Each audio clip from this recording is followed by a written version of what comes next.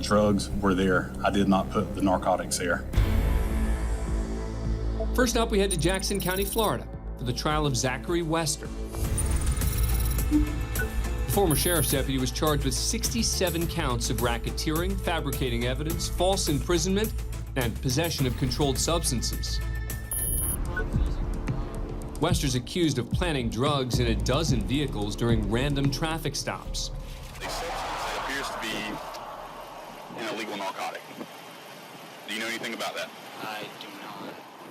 All of the drivers denied owning the drugs, but yet most were subsequently arrested. You have the right to remain silent. The arrest caused suspicion internally, and in 2018, Wester was suspended. 3 years later, the case went to trial. He pleaded not guilty to all charges. This is a case about an abuse of an incredible power, about the abuse of the incredible trust that we all put, and we have to put, in law enforcement in a society. The prosecution relied on the defendant's own body cam footage to help argue their case. Stephen Van, a convicted felon, had recently gotten out of jail when Wester supposedly found methamphetamine in his car. Have you ever seen this before? No. No, what is that? I'm just trying to figure out how that stuff got in your car. You're gonna go to jail today for possession of methamphetamine, okay? Oh, man, dude, I'm serious, dude. Anything, what you want me to do,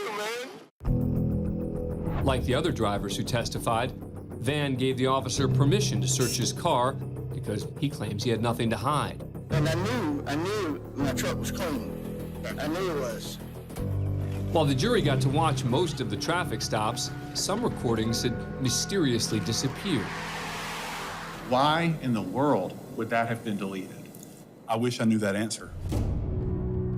Ironically, body cam footage would become the strongest element in the prosecution's case, especially when it came to Teresa Odom.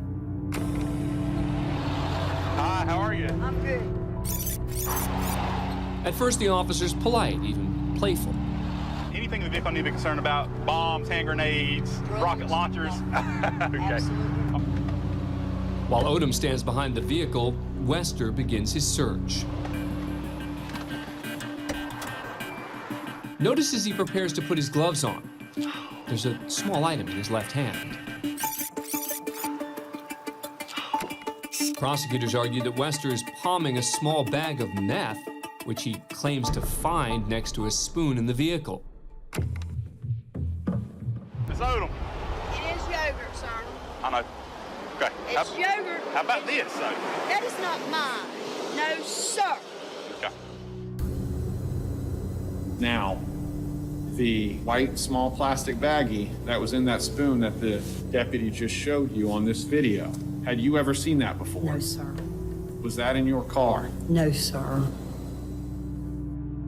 As far as motive, the prosecution claims the 28-year-old officer was ambitious and wanted to move to narcotics as quickly as possible.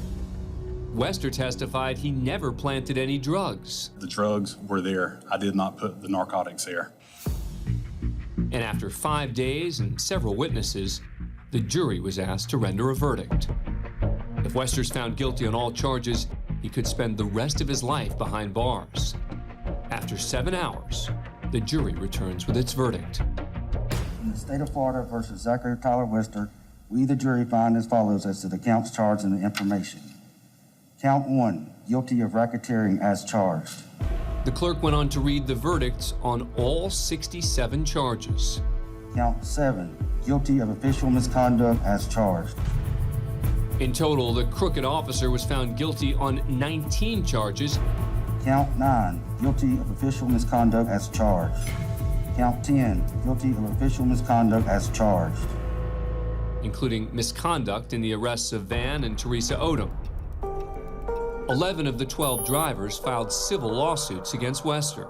In July 2021, he was sentenced to 12.5 years in a state prison. Thanks for being a fan of CourtCam. Subscribe to A&E to never miss a new video and catch full episodes on aetv.com.